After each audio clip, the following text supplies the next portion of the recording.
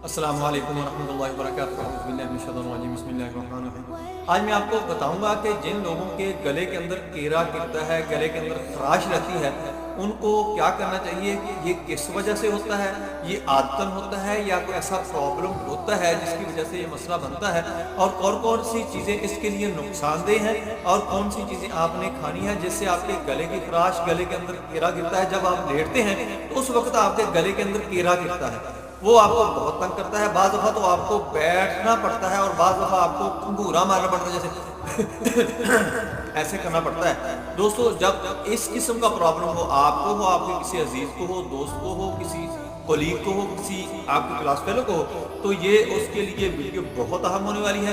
आपने ऐसा करना है कि इसको आगे लोगों के अंदर शेयर कर देना है, ताकि जिन लोगों तक मेरी वीडियो नहीं पहुंच रही उन तक पहुंचना शुरू हो जाए। और उसके साथ साथ आपने इसको अच्छी तरह देखना है, सुनना है, समझना है।